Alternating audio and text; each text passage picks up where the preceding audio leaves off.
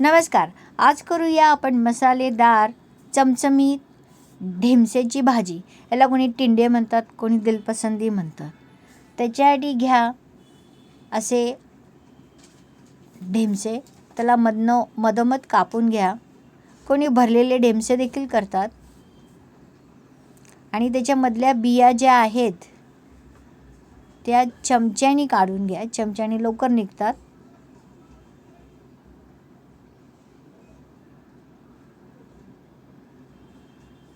सगळ्या बिया काढून टाका. अशा असे सगळ्याचे बिया आपण काढून टाकले आहे. एक कढई घ्या. कढईमध्ये थोडं खोबरं, सुकं खोबरं आहे आणि एक कांदा थोडेसे तेलामध्ये चांगलं फ्राय करून घ्या. चांगलं ब्राउनिश कलरचं होऊ द्या.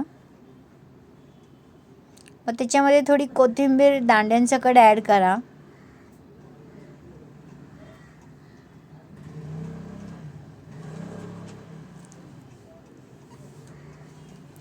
त्याच्यामध्ये भिजवलेला मी थोडंसं जिरं आणि मेथी टाकलेली आहे.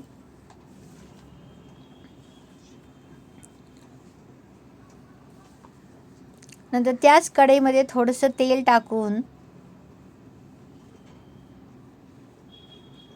गरम तेल झाल्यावर त्याच्यामध्ये जिरं, मोहरी, कढीपत्ता, एक तमालपत्र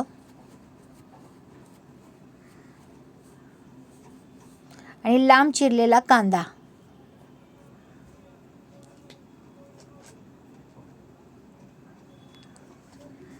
त्याच्यामध्ये 1 चमचा आलं लसणाची पेस्ट, एक चमचा टाका. 1 चमचा आलं, 1 चमचा लसूण. मग ॲड करा. चांगलं ते खरपूस भाजून झाल्यावर ॲड करा हळद, तिखट, कांदा लसूण मसाला, मीठ. परत सगळं तेलामध्ये चांगलं परतून घ्या. मसाले देखील आपले भाजले गेले पाहिजे. त्याच्यानंतर मग त्याच्यामध्ये ॲड करा अर्धी वाटी खसखस. तीही चांगली ते तेलामध्ये परतून घ्या. आणि जे आपण खोबरं आणि कांदा, कोथिंबीर जे आपण भाजून घेतलं होतं त्याची एक पेस्ट ती त्या याच्यामध्ये ॲड करून तेही सगळं चांगलं तेलामध्ये परतून घ्या.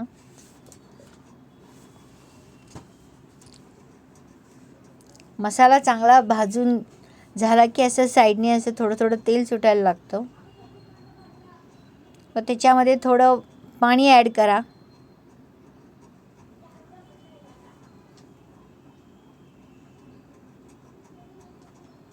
एक चांगली उकळी आली की त्याच्यामध्ये आपले हे ढेमसं जे आहे ते त्याच्यामध्ये आपण ॲड करू.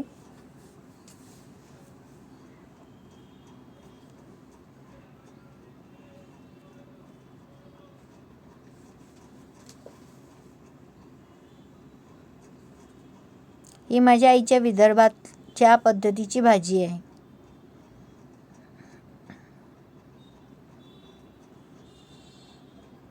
त्याच्यानंतर त्याच्यामध्ये भाजलेला धने जिऱ्याची पूड मी ॲड केलेली आहे. त्याच्यामध्ये धने, जिरे, बडीशेप, ओवा आणि जवसाची पावडर करून मी टाकलेली आहे. भाजी चांगली शिजली की असा छान कलर त्याला येतो आणि असा घट्टपणा येतो.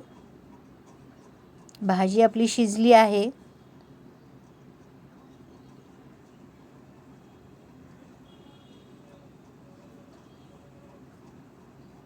तयार झाली आपली ढेमसेची भाजी. कोथिंबीरवरती थोडीशी सर्व करून गरमागरम पोळीबरोबर सर्व करा.